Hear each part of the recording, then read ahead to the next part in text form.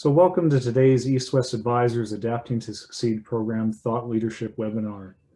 My name is Odokeychuk on behalf of EWA, our advisory group and partners.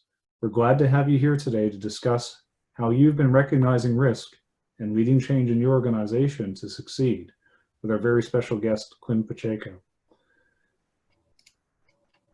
Before we get started today, we wanted to cover some tips and a bit of housekeeping so that you'll get the most out of today's session. Of course, we're on Zoom, and we recommend that you use gallery view for the best experience. Today, we're recording the session, and it'll be available for you later on this week to review or share. Feel free to join in and type in your questions in the chat box, which Abby will be looking after, or unmute yourself if you're called or you'd like to make a comment, and then remute yourself when you're done. Your feedback matters. So you'll be sent a link following today's session to provide feedback on how we can do better in the future and provide you more fantastic content to adapt to succeed. So EastWest Advisors, as a collection of thought leaders, advisors, and business partners, we strive to answer the hard questions important to the Australia-Asia relationship and to provide solutions to facilitate more informed trade and investment while upholding the objectives of the UN Sustainable Development Goals. So for those who aren't familiar with the UN Sustainable Development Goals, or SDGs, they range from taking climate action with the development of, say, renewable energy sources and technologies, to building sustainable cities that are self-sufficient, or even addressing basic human needs such as clean water and sanitation. Effectively forming partnerships drives the success to achieve these goals.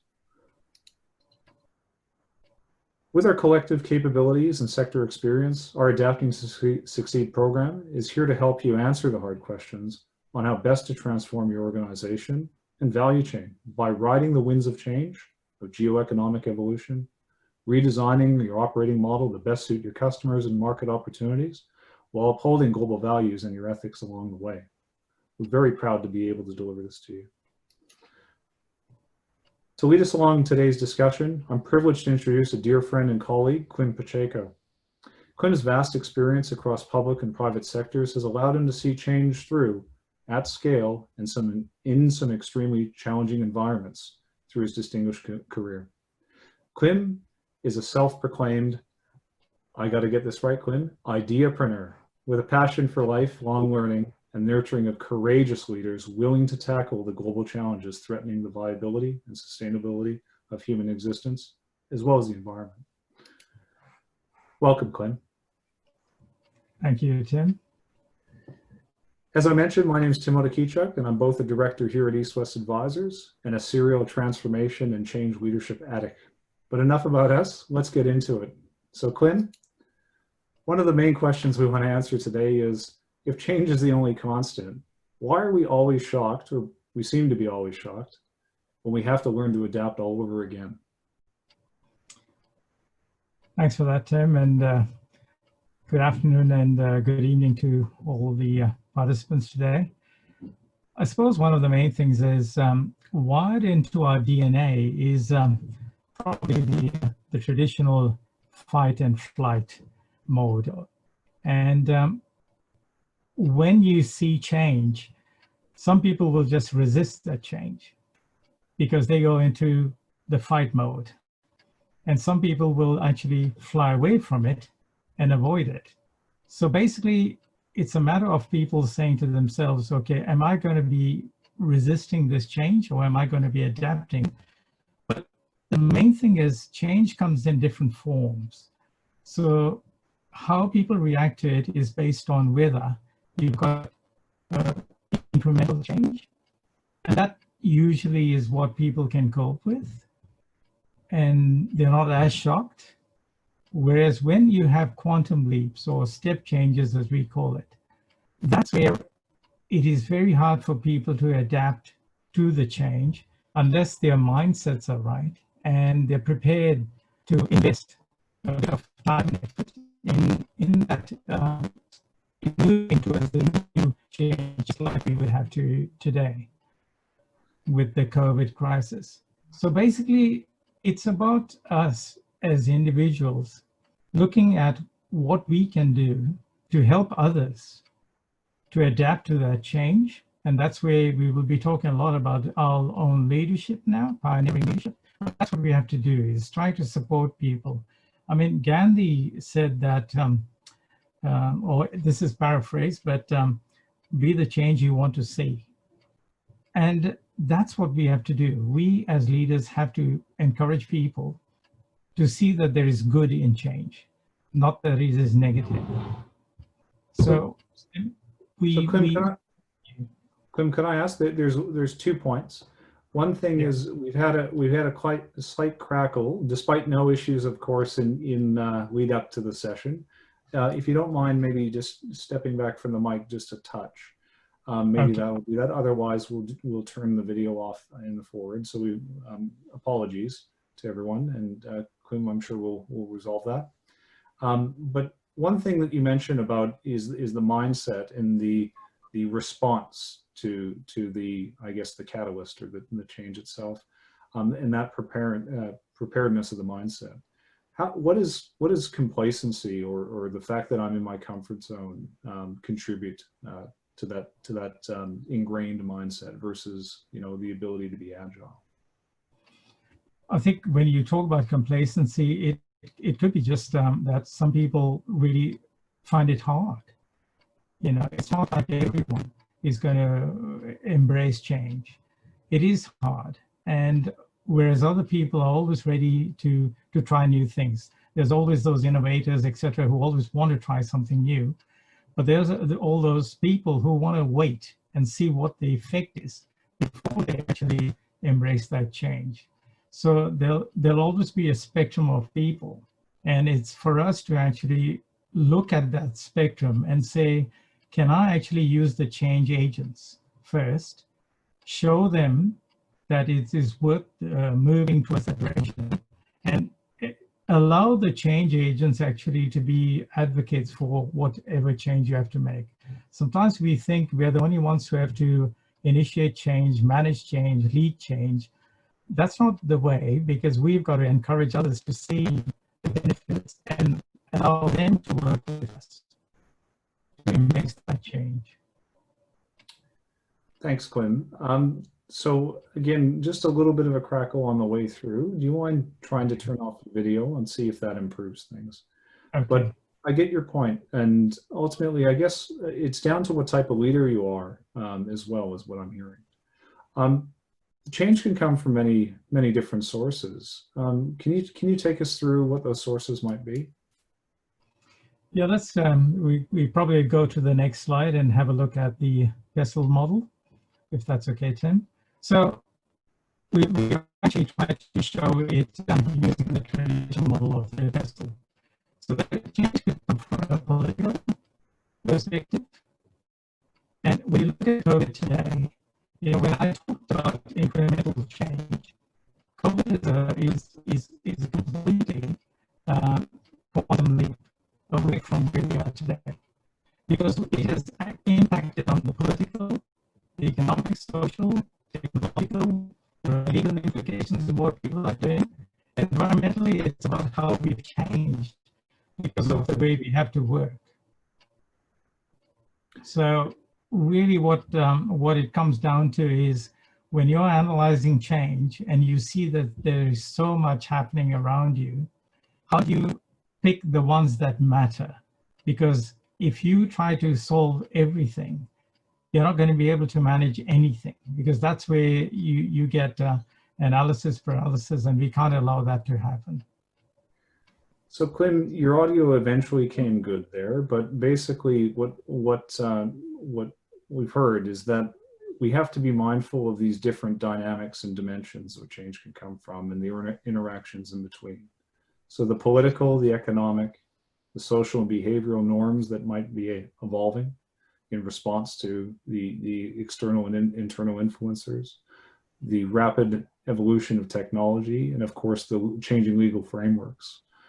And also, again, people's awareness on making sure that, and organizational awareness around the impacts that they have on the environment. Again, they're changing attitudes towards them. So that's right. Just to recap, Clim, that's what I understood that you had said. But yes, we did have an issue, but I think you've come good towards the end.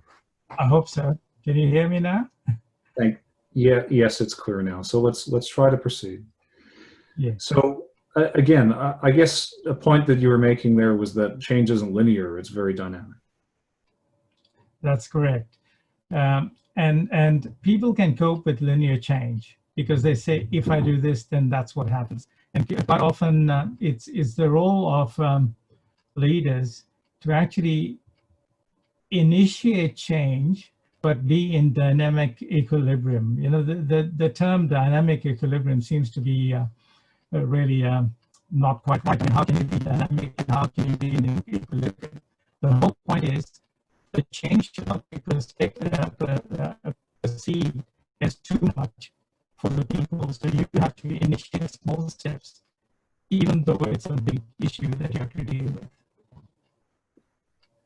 So Clim, it unfortunately degraded there once again. So what we might ask you to do is maybe rejoin the session in just a minute if you can. While you do that, I guess what we want to ask ourselves is, were these potential risks, or should have they been on our radar? And if so, would have we been better prepared?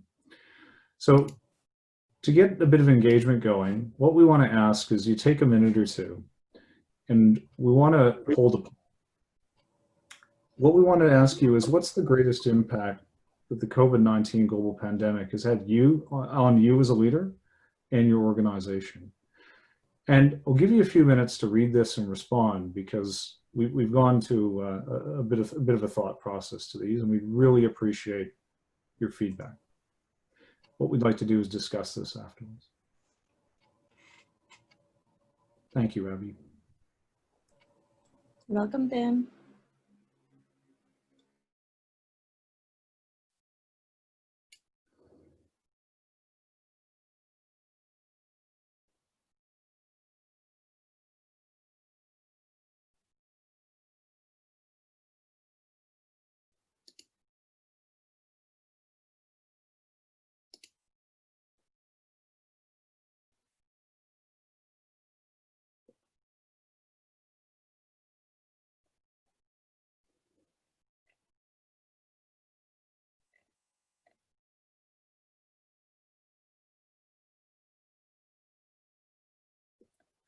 So maybe 15 more seconds and we'll close the poll.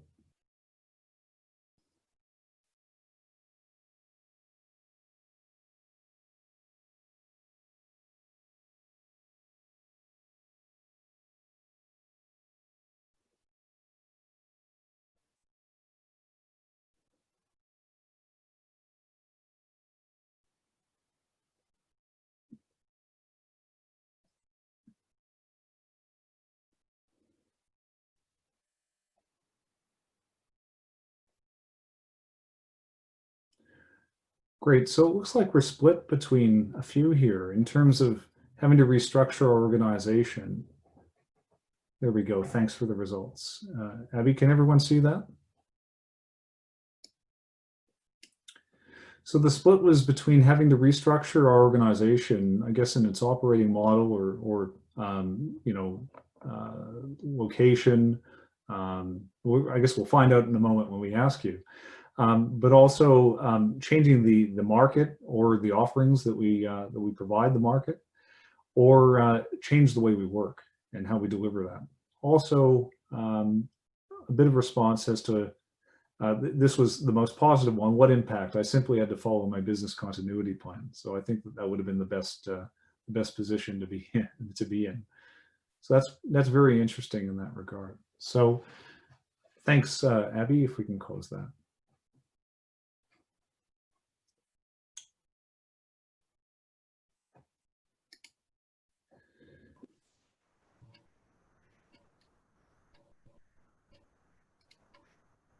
I guess the truth is that none of us could have predicted the impacts or the catalysts that would have happened. However, we could have had a lot of those risks on our radar had we had a proper framework in place.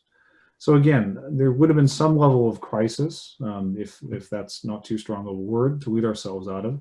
But I think at one end of the spectrum, we might have had a framework in place, and we might have just been addressing our corporate to-do list and our business continuity plan. Or we might have actually been reacting, like Clim was saying before, grappling with that fight or flight condition, and being in a position where we've had to fight battles and sometimes the wrong battles. So today we really want to open up the discussion, and we're going to do this for maybe about the next 20, 25 minutes.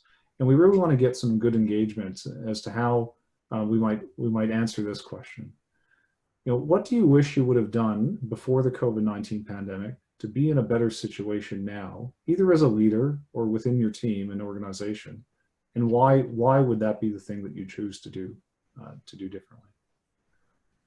So I'm going to open it up, and Abby, or if there's no questions in there, otherwise you can invite someone, or someone can unmute and maybe get the discussion started.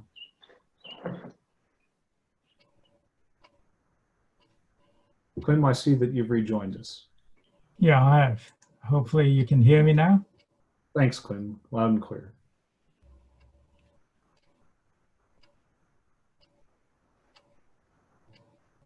So no brave souls. Maybe I can speak to one or two situations. So I'll give an example as to a leader that's recognized I guess the fear and putting themselves in their organization's shoes, whereas they've just moved sites, made significant investments in the millions of dollars to being able to set up their operations here in Australia, and ultimately being faced with a crisis in terms of supplying the market. Their supply chain was unsure, but what they had to do was provide that certainty through a few different ways. They've actually gone through to map their entire supply chain. They even lobbied the government to ensure that they were covered along the permitted workers list, or permitted industries list. So for those who aren't aware, in Victoria, we've just come out of a 2 and a bit month lockdown that feels a bit longer than that, whereby only permitted or organizations only in permitted industries were allowed to operate. And even under those operating conditions, they had to have what was called a COVID safe plan.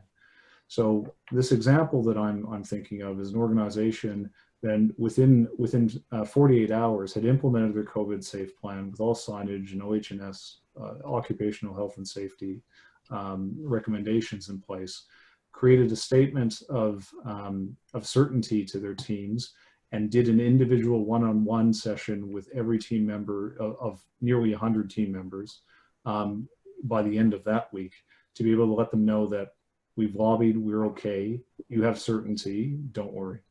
And I think that the effect and the impact that had on the psychology would have been positive, and I actually witnessed that firsthand. So for them, what they would have done differently out of that might have been to the point of understanding who was in their supply chain, whether or not they were certain that they would have been permitted on those industries, as opposed to taking that 2 days worth of mapping activities and direct communications with them. But I think what they've done with their team members was part of the values and the mindset they had leading into the pandemic. So that would be an example that I would share, and I hope that someone else has a good example as well. Jim, I'm not sure whether you can hear me. Can you hear me now? Yes, Clim, loud and clear. I thought I might just give one example of a university that had actually started distance learning and online learning many, many years ago. And others were still experimenting with it.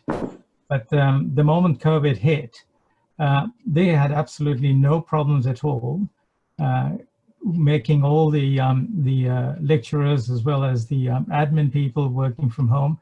The changeover was a day, literally a day. And that would have never happened if they had not invested their time and effort into that. And I think that was a really remarkable achievement for them to be able to do, because I know of so many other places they were going back and forth trying to get their act together. And maybe that's what proactivity is about, That's one example. So is that about building adaptability into the organization, Clim, in your opinion? Sorry, tell me that again, building? is that more about building adaptability into the organization by design? It is, because I think scenario planning is so important. If you think about organizations that have actually anticipated things, I don't think they've really anticipated it, just been prepared for different scenarios. And in the background, they've said, oh, what if? What if this happens? Are we ready, or should we not do? When you think about scenario planning, I mean, way back, I mean, the traditional thing was when there was the oil crisis in the Gulf in the 70s. The only one who was really ready, I mean, everyone asked the question, you know, what if there's an embargo on oil? You know, and everyone said it would be terrible. What is the consequence? It would be terrible.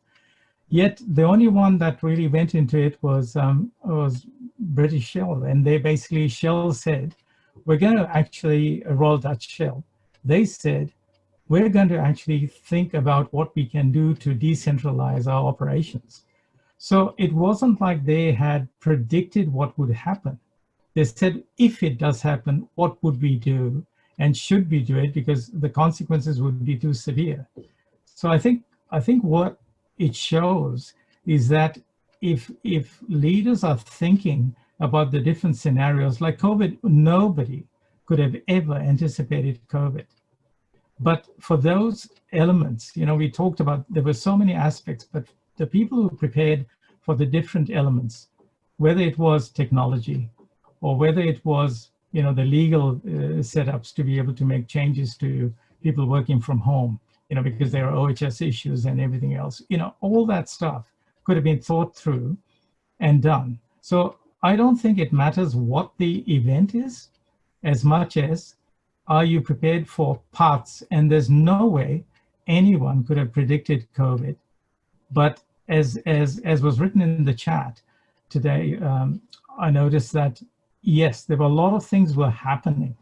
Events were happening. There was a lot of, you know, people who are going into, or should we actually now look at having manufacturing within our countries rather than always outsourcing. So people outsourced things, then they brought it back in, but did they know the risk, or was it only the risk because they found that things were not quite working over there?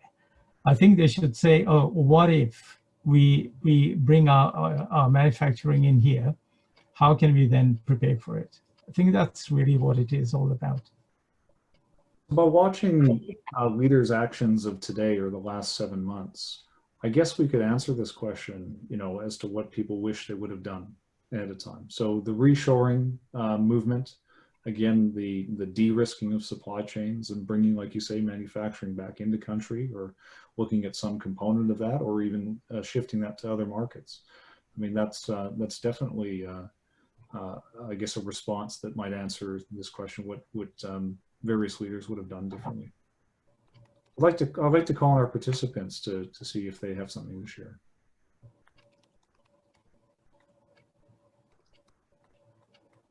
A comment, a question, or even how they might have done few things that has helped them. Yes, I think Mr. Prakash has some thoughts. Great. Feel free to unmute. Easter, I feel like I'm back in Sri Lanka. Mr. Prakash.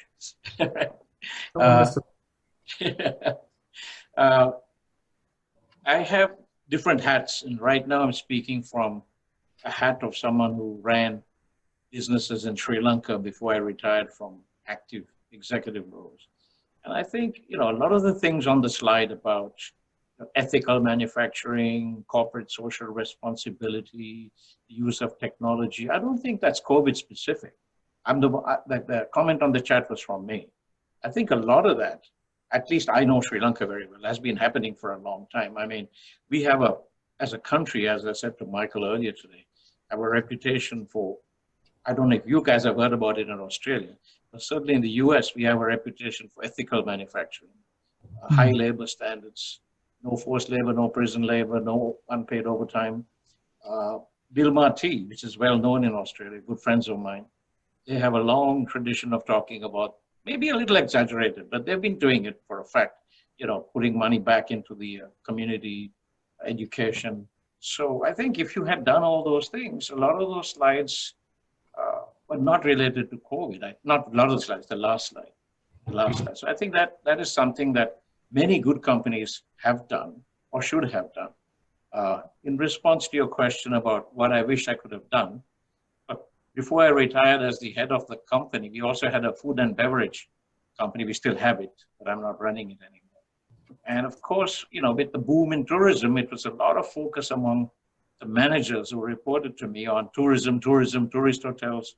And I wish we had pivoted more, because with the complete drop to zero in tourism, we've seen a huge increase in domestic tourism within Sri Lanka, because there are fabulous properties that are now being offered at prices that locals can afford.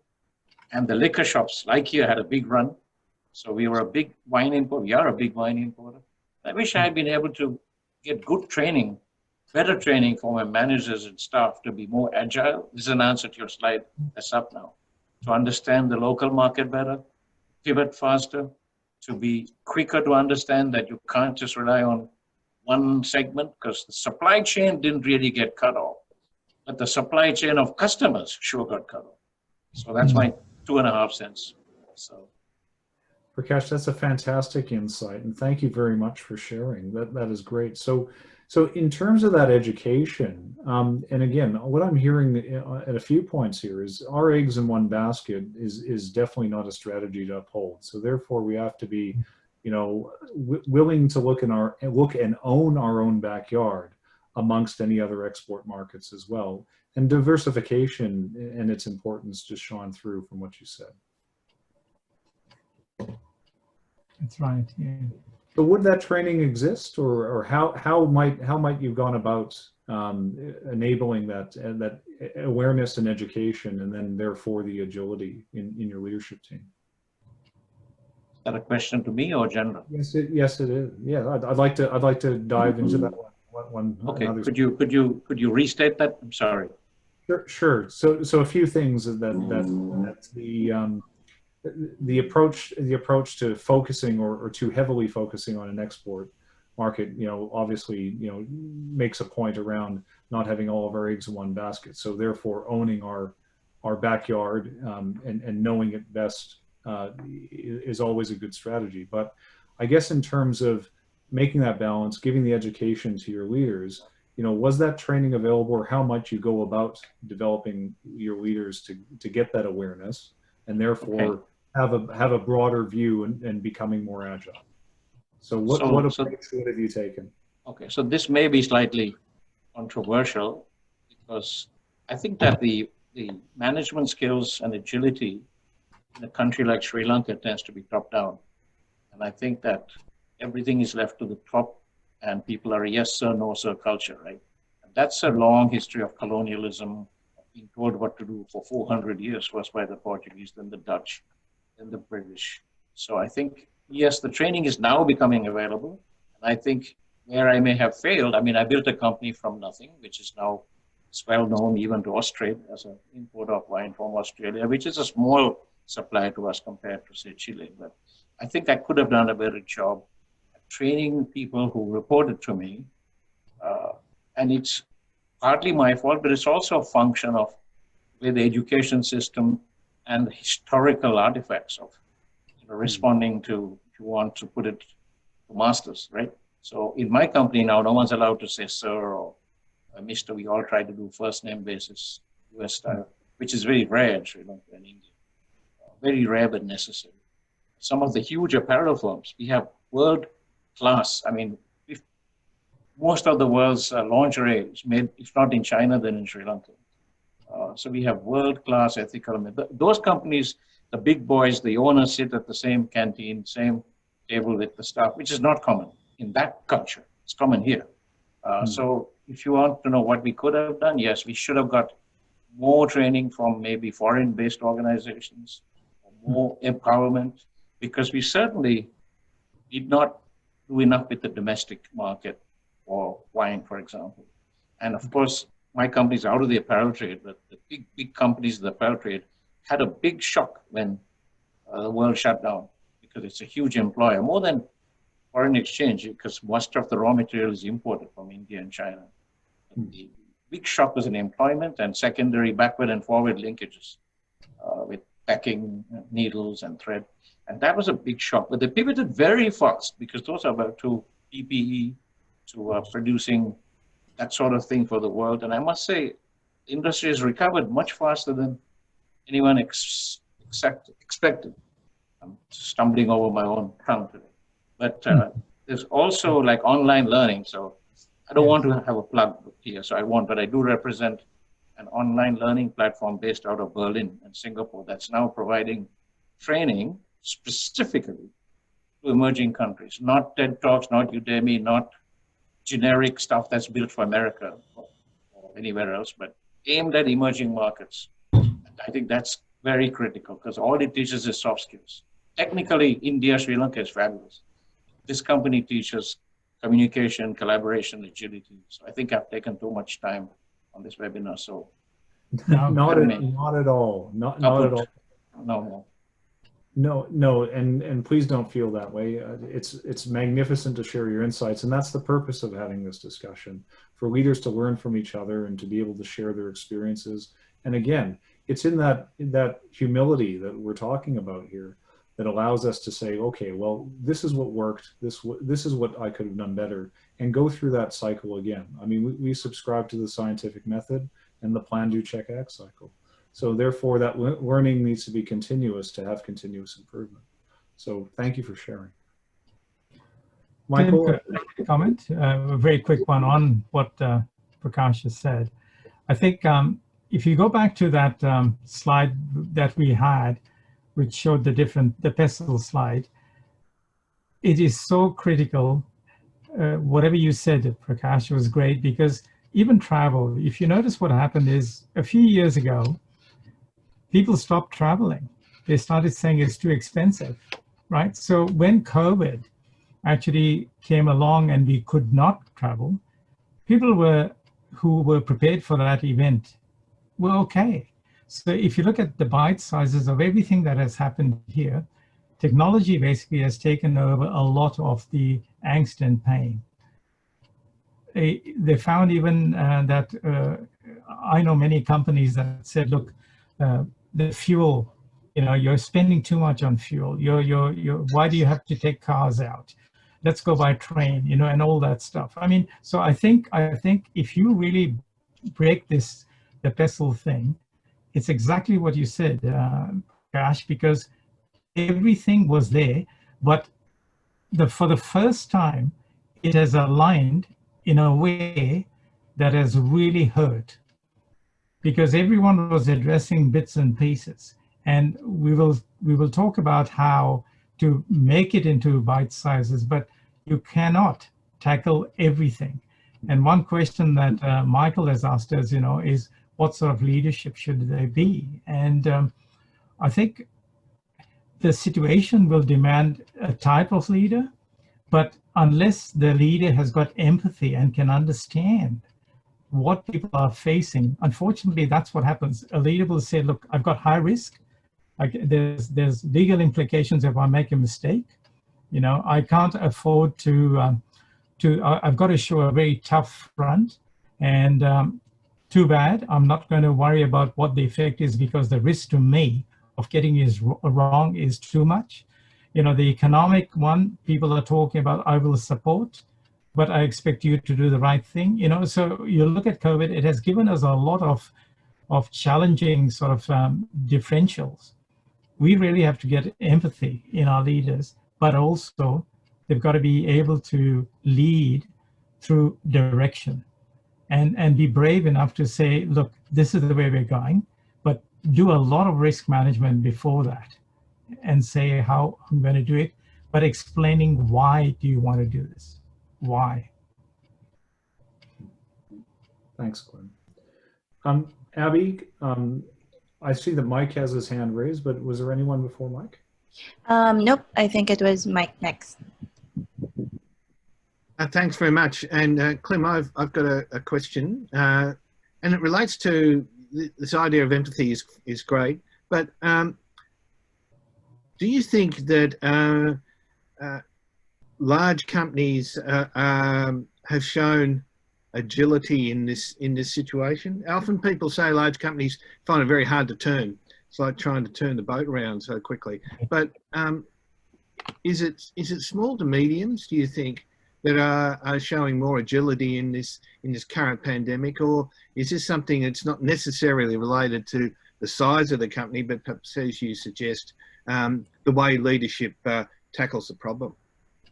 Yeah, I mean, size, if it's smaller, it does help because the layers are between the person who has to act and the leader is less. So the communication gaps are less, and there's no,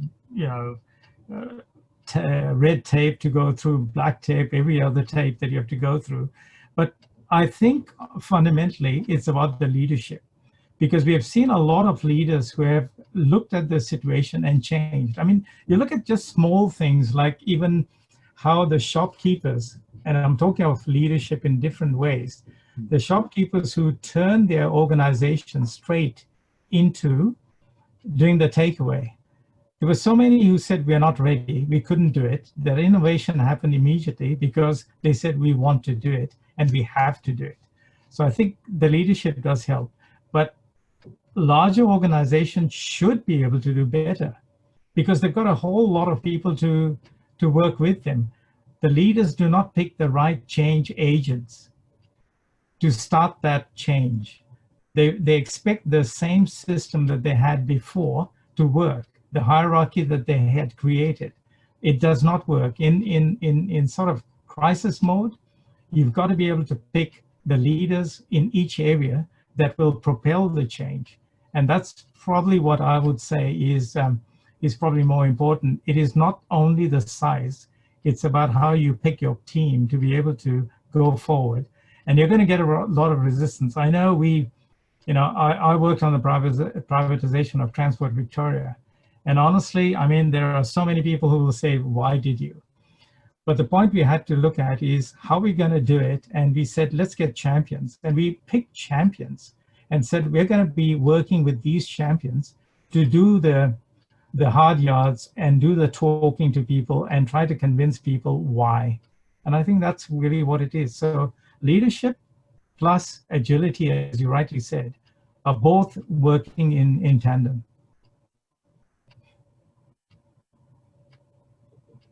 Thanks, Clim.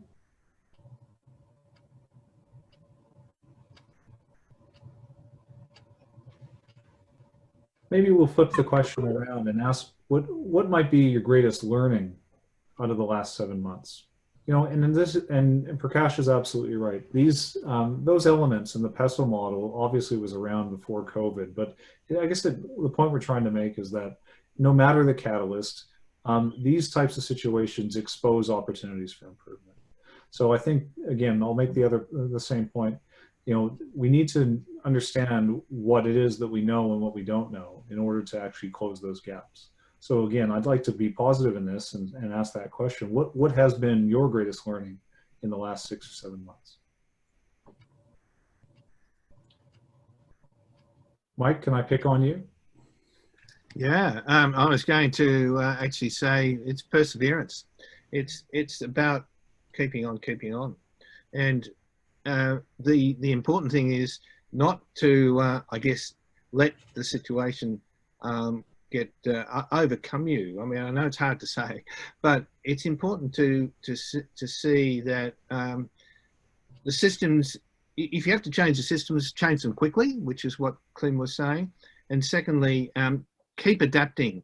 And as you see either your system or the program that you're running isn't working, adapt quickly to take on the next challenge. The worst thing, I think, is people who may be thinking, well, I'm not sure whether this is working or not, but I'll just keep going because I don't have any other way of doing it. The important thing is perseverance and that ability, again, as Clim said, to be empathetic, to understand some of the situation, particularly with both your customers and the people you're working with. That for a lot of us in this new COVID, process. Some of it's quite new, and we need to be prepared to change, but to persevere is really the important thing. Have that feeling that, you know, we're going to get through it. Great answer, Mike. And I guess just to echo that, yesterday I was on a call with a CEO of a tech company here in Australia who's a bit of a success story over the last 10 years. And she was sharing the fact that, you know, they had actually formally assessed and were very much hesitant on the work from anywhere concept. And they've been very progressive in, let's say, the employee engagement and the employee benefits area in terms of providing unlimited paid leave to their team members. And they're very much project-based, and they recognize that their team, you know, doesn't actually regenerate and take that time off, and they're saving it at the end of a project, maybe for some family holiday. But they've actually they've gone above and beyond what the minimums are to be able to give that that respect to their team. But what she was saying is ultimately, you know, they had a 80% plan sitting on the table in terms of implementing the remote work from anywhere policy. And in the first week of March, they've actually ripped the Band-Aid, so to speak, and implemented that in less than 24 hours. So ultimately, all equipment, you know, all connections, all credentials, everything globally, instead of traveling her, even personally, you know, traveling between Rome, Belarus, the U.S., Hong Kong in a 10-week period, and they've gone on and grown during that time. So I think it's about, you know, that preparedness once again, you know, the values that you uphold to begin with, and ultimately realizing that, you know, sometimes we put up our own barriers and ultimately just sometimes need to take a risk every once in a while, and be prepared. So Clim's point before about the you know, e-learning, you know, 10, 15 years ago of a major university being one of their major delivery methods before. So, yeah. So, Abby, anything else? Oh, yes. I think Raju wants to share some thoughts. Feel free to unmute Raju. Yeah, just a point, I'm reminded of the times nearly 20 years ago when I was a senior business consultant with Arthur Anderson. We started a new practice called enterprise-wide risk management. And we tried to bring together all of those risk elements which any organization would potentially face at any given point in time. But I'm also, you know, motivated looking at current times to expand enterprise-wide to more environment-wide, you know, so it's not limited to just what you're doing. It also extends to completely, you know, variables that are completely beyond your control. You know, the simple example, the analogy I give is when you drive out on the highway and, you know, it's twilight, it's getting dark, you're expecting to get home on time, but you're not expecting to get hit by a kangaroo, right? But if that situation did arise, did you have any plan, you know, even if the probability was 0.00001, as to what the potential damage might be and what you could, you know, do? What would be a plan B or a plan C in case something like that was to happen? Now, the pandemic has actually shown us that in real life. You know, something out of the blue has come and hit us in a way that we never could have imagined. So it's almost like an organization really needs an independent group of people, or at least one, who champions these various scenarios that could potentially arise. And almost like, you know, Einstein-like figure when I think about that person who's always dreaming and thinking about scenarios that no one else will believe will ever happen. But in real life, that's what happens. So really leadership, it cannot be taught, or management skills cannot be taught to deal with these situations, which are out of the ordinary. But reacting to that or adapting to that can be based on certain set metrics and process and systems, which could definitely be trained. Yes, absolutely. Thank you, Roger.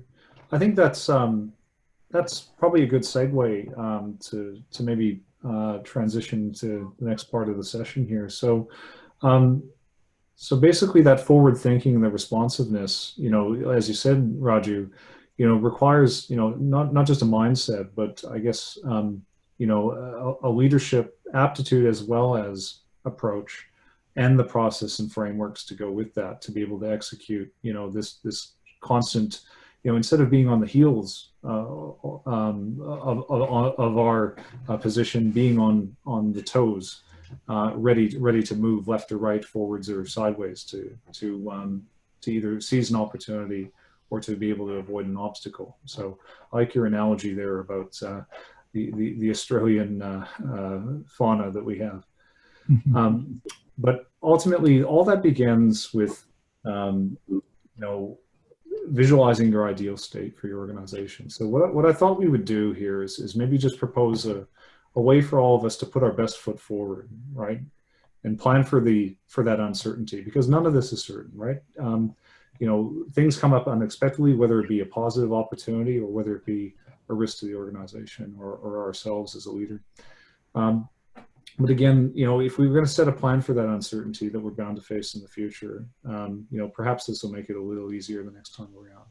So I guess what I wanted to say is that, you know, all planning needs to begin from a true north and the purpose of your organization. Why do you exist? What are you trying to achieve? Who do you serve? Right? And whether it be a plan for next year, you know, 3 or 5 years, or even your 100-year plan, which I've seen some organizations undertake in the last few years. We need to visualize that ideal state as to where we want to be. And again, who do we want to be as an organization? What do we look like, and what do we want to look like to ourselves, to our teams, to our customers, to the marketplace? You know, we've heard so much about the implementation of triple bottom lines.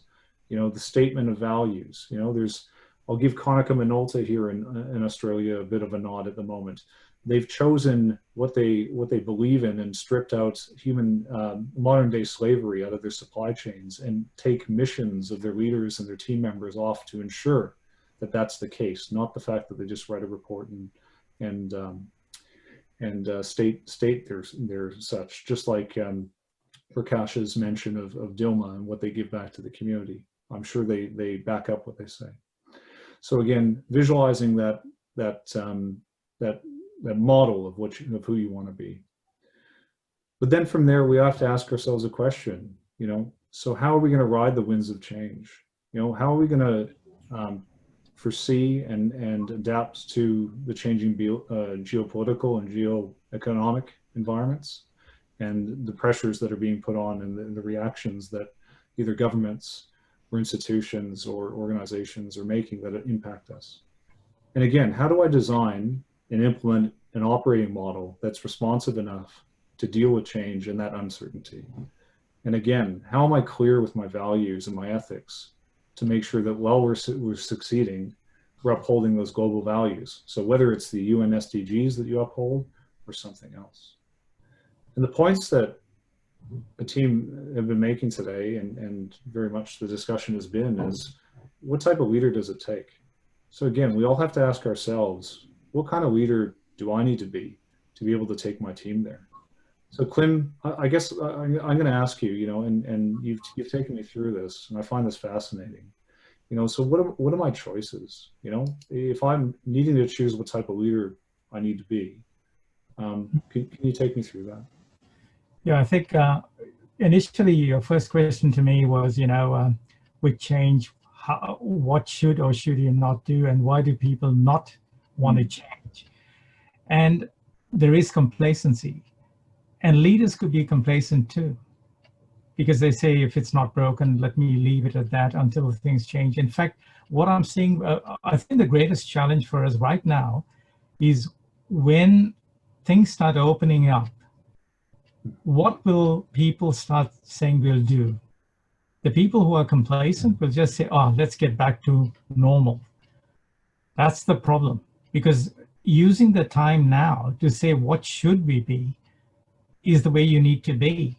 So I think the leaders that we need now are those who will say, what should we be, knowing that these circumstances have happened, and how can we capitalize on it? And you know, with change management, quite often when there is a trigger, that's a good platform to use to leverage to bigger and better things. In fact, you can use the momentum of change to make it even bigger and better. I think the leadership choice is innovation through leadership, and scenario planning we talked about, but the scenario is right here now. You know, it's even about portfolio management. Do you actually say, okay, if my risk is always going to be in this particular thing? I'll just talk about my personal thing. I've had to do this. About 7 years ago, I said to myself, I'm going to do social and community work. And thinking of social and community work, I really had no idea of how to go about it. But what I said is, I've got all the skills because I've managed various things before. Let me take those skills out. But I also knew that there was a lot of risk on it. So I said to myself, I'll do a little bit of consulting. I'll do a little bit of lecturing and stuff. And I'll also do some volunteering. Now, that was a portfolio style of management because I said, if I can get 3 days of work, I can actually allow somebody else to do 2 days in a week. So I was thinking about underemployment and unemployment. So it was a really forward-thinking model that we had, which I call the earning, learning, and giving model. But the point I'm making is, at that time, the vision was, I'm going to lead change so that people can see what it is like to work only for 3 days a week and not the 5 days a week, and see whether you can even survive. What has happened now is organizations will have to move in that direction, but would they go back to the 5-day week? Would they go back to a 3-day week? Would they say, look, you're working from home, that's still a 5-day week and 2 days from home. That's not the solution.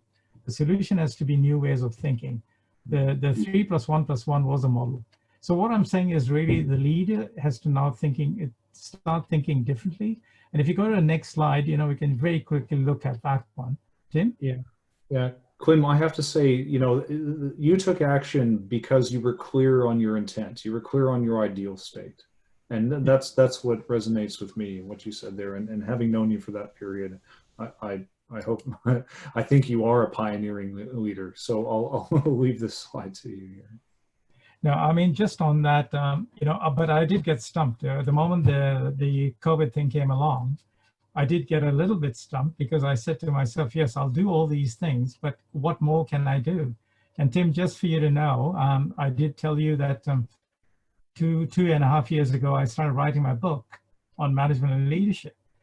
And I managed to write it within a year, but then I found every other reason not to keep going because once I'd written the book, I didn't care about publishing. But what I did is during the COVID crisis, because I had a portfolio management style of leadership, if you put it that way, I actually finished the book, you know, and I'm going to be publishing very soon. Now, what I'm trying to say is if you've got the scenarios in your mind as to what you want to do, you can pull out of the cabinet what you need to do in order to survive. And, you know, it could be monetized. Now, looking at this diagram here, we've been talking a lot about pioneering leadership. It's like as if you're going back to the old days of the voyage of discoveries, you know, because basically it is as if now the world is totally isolated. If we can look at it as the isolation that the voyages of discovery went, you know, explorers went, we've got to then explore and see what we're going to do when we get into that land, the new land where we're going. So the mind shift, we've talked a lot, propelling a vision of hope and fairness. And when I talked about empathy, I think we need to have hope and fairness in whatever decision we're making in an organization. The paradigm, I've just told you about new paradigms of work. You know, maybe it's the 3 days so that underemployment can be dealt with and the other 2 days goes to somebody else. And we start looking at, you don't need as much money, maybe, you know. We got to look at the community, and it was mentioned at the very beginning that it's not enough to also only look at the financials.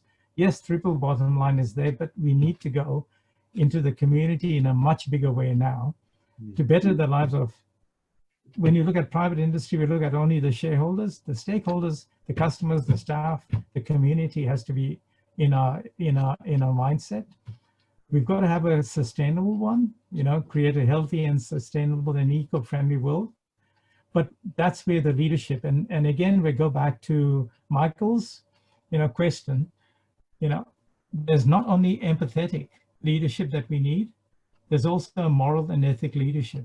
In fact, my question to all of us would be, and I've asked this question of many organizations, we always talk about ROI. We say, okay, what's your return on investment? Honestly, nowadays, I think the first question should be, what if we're going to go in this direction? Are we morally okay? Are we going to be ethically right? And then you say, and what's the ROI? So if we start getting leaders who look at that sort of mindset, I am sure the world will be a better place, but also the business model works better. So level 5 leadership, you talk about Collins, but you got to learn to learn. And what I found all my life is, initially I thought as a leader or as a manager or as the person to make the decisions that I had to make it all myself. I didn't. There are people who will give you the tools. So leadership is about asking people. Thanks, Tim. Yeah, Clim, I wholeheartedly agree with you on that point. So again, it's how we approach those scenarios. And I guess a lot of that can strive from, our identification of what opportunities we have, but also what risks. But then again, being very precise in our approach and choosing what fights to have, really. Yeah. So I think Raju's talked about enterprise risk management, and this is really based on ISO 31000, but adapted for just the sake of simplicity. So if you look at this, we've talked about risk, and we talk about what's the probability of it occurring on one scale and the consequence. And the way we would want to handle it is address the first ones is, if there's a high probability of an event and a high consequence, we've got to deal with that, because your legal liabilities would be great, your reputational risks would be great. You can't afford to actually stuff it up. So if you're going there first, we can even flip this over and say the same model can be used for opportunities. What's the probability of this opportunity working for me? Is there a high possibility? What is the consequence? Can I get, greater profile? Can I get greater revenue, etc.? You can map those two and work it out. And using maybe the even Boston Consulting matrix model is, which are the biggest bubbles that you have in different places to deal with. This prioritizes your risk, but this prioritizes your opportunities, and that's where we have to go. But leadership is what's required. Bring people together with you. But there are always going to be detractors. I think, Tim, one quick point, you're always going to get detractors. Push aside the detractors because you need to move forward. Yeah, it's definitely easy just to do the day-to-days and forget about looking forward and actually having this clearly mapped against what, again, your ideal state and what you're trying to be, or what type of leader you're trying to be, pardon me. So yeah, absolutely, Clim, and this can be flipped, as you say. The consequences might be positive for the opportunity, and therefore, if we have the capability, we have the infrastructure, and it fits with our organizational ethically and morally, that's what we would be able to address first. So with just a minute or two left, perhaps I'll just look at what a pioneering leadership approach might look like. So EastWest Advisors has a framework for our Adapting to Succeed program. And ultimately what we look for is to inform, our participants in the program around learning opportunities so that they can see their challenges and strengths in the context of, again, that economic or geopolitical environment. So where am I operating? What's going on? Am I looking in the right places to become informed? And again, information is only good if we understand its importance and its relevance to me. And again, you have to be able to dispel myths and get to the firsthand sources so that we actually have the insights to form those new strategies and that vision going forward. And again, forming a plan needs commitment. And again, you said a very important thing there, Clim. You have to ask the question, what's right for me? What's right for us as the organization? And then to be able to build a roadmap to move forward. And again, you have to implement the plan. So it's going to take redesign. of the organization. And like we talked about, the agility in creating an operating model that can move with the winds of change of the environment and the market. And again, the competitive environment at the same time. So again, you also have to extend beyond. And I like Raju's point around saying extending to the environment. So either the business value chain, but also, you know, what does society look for us as an organization? You mentioned about giving opportunities perhaps to the underemployed, Clim. So is that part of your strategy, and is that how you're actually going to contribute back to society as an organization? And should that take part in your plan? And again, ultimately, you want to sustainably grow and do good at the same time as you improve your value delivery, you know, to whether it be your existing customers or the new markets you identify. And again, you have to be able to replicate best practice. And again, learn to learn, as you said, Clim, to be able to support continuous improvement. So I guess, Clim, that's a whole lot of things to do. I think it'd be easy for us to say it's all too much, but I think that might bring us back to our original question. So if we don't do anything differently, you know, I think we might be shocked again that we have to adapt over again once we get tilted, whether it be by something on the horizon that's expected or unexpected. So a couple parting questions for those who joined us today, and we thank you very much. Have you as a leader clearly visualized your ideal state together with your team? Do you have a capable process for reviewing your risks and opportunities and knowing how they work in context and again against the scenarios that you might be planning for? And again, personally, have you chosen a pathway to prepare and lead your organization forward and know what type of leader you want to be? So again, EWA here is to help us, to help you, pardon me. And again, be on the lookout as we release our next masterclass series to deal with those very points. So again, on behalf of EWA, our advisors and our partners, we want to thank you very much for joining us and contributing today. And a very special thank you to Clim for his contributions and helping lead us through today, and Abby for keeping us on track. So very much enjoy yourselves, stay safe, and thank you for joining us. We'll see you soon. Thank you. Thanks, everyone. Bye. Thank you. All right. Bye-bye. See ya.